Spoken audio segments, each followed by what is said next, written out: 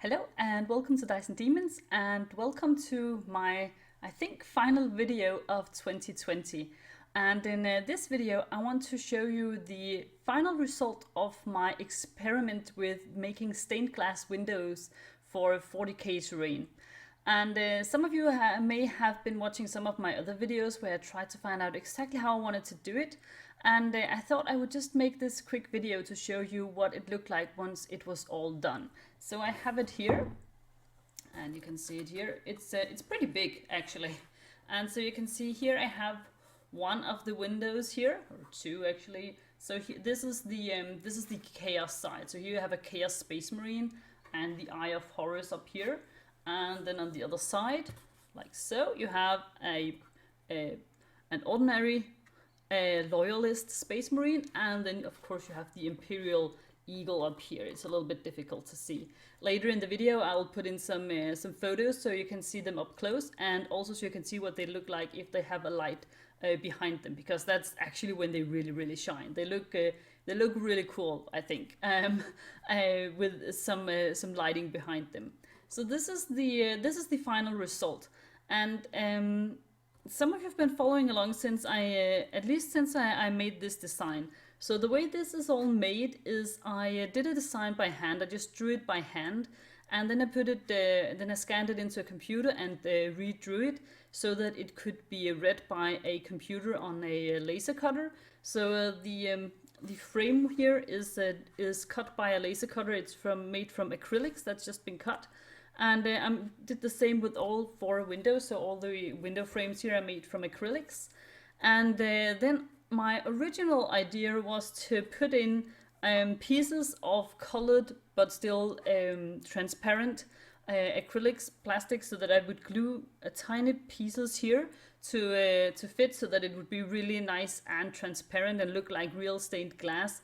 But it turned out that it was really difficult to get the exact proportions right, and I am no technical genius, so it just seemed like something that would probably never really happen in the real world.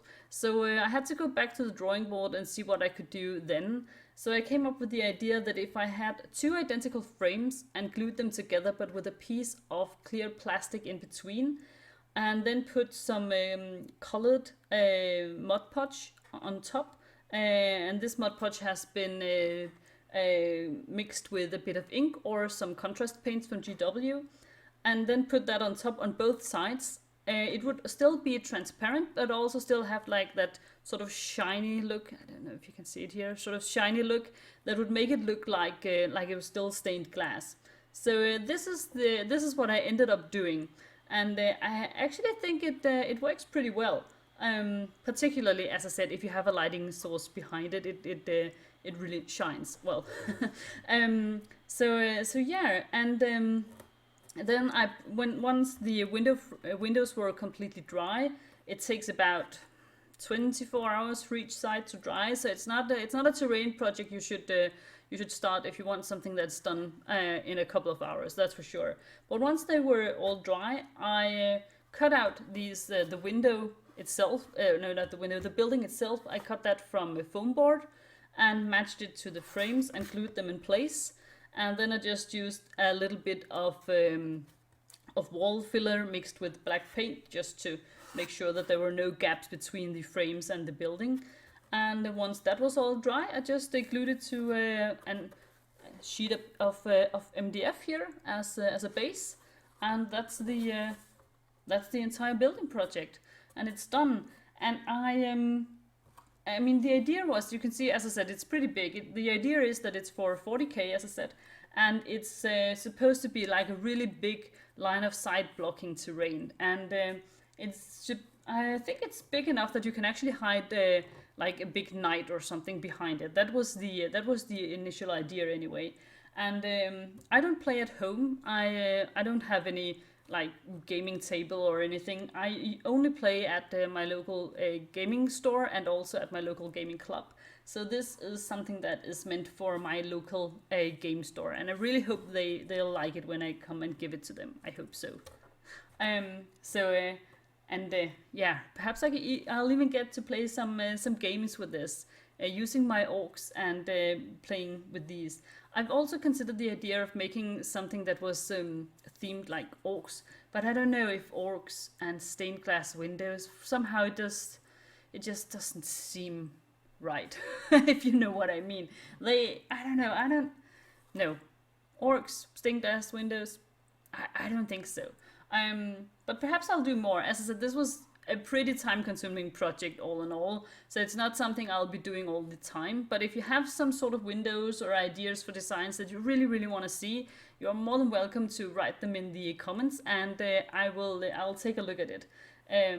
I'm considering doing something also for Age of Sigmar, so more fantasy-based. Like you could have, I don't know, you could have like a, I mean, you could easily do Stormcast Eternals, but I find them a tiny bit boring, so that's perhaps they won't be my first project. But you could definitely do something cool like a phoenix or a big, horse that's rearing, or a unicorn or something. So let me know if you have any design ideas that you really want to see here on this channel and want to see me do. You are definitely welcome to write it, and I'll consider it.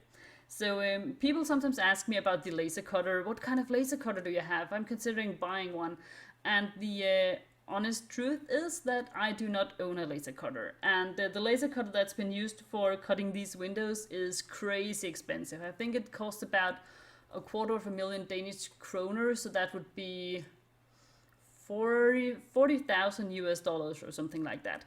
So it's like a professional laser cutter, and I mean, I have nowhere near enough money to buy the stuff like that. So I've borrowed it from there's a local maker space where you can borrow like laser cutters and 3D printers and stuff for free. You only have to pay twice the cost of the materials, which I think is really fair. It's all run by volunteers, and it's a really cool place. You can, like, there's woodworking, and you can do crafts with metal and all sorts of things. So I'll leave a link to that place in the description below for those of you who are from Denmark and are interested in checking the place out.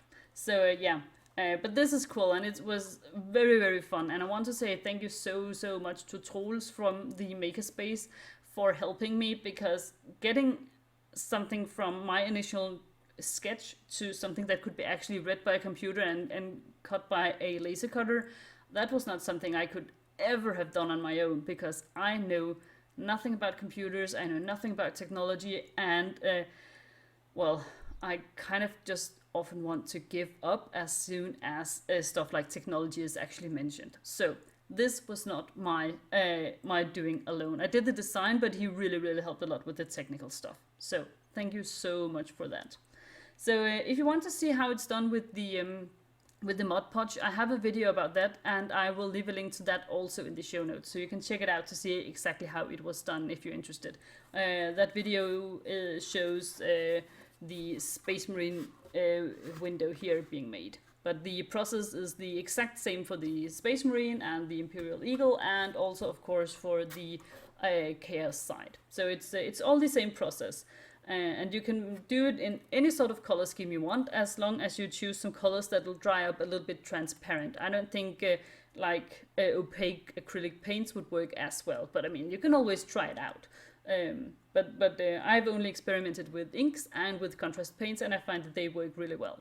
So I hope you like this, and if you have any questions or anything, you are more than welcome to ask them in the comments below, and I will try to get back to you and answer you as well as I can.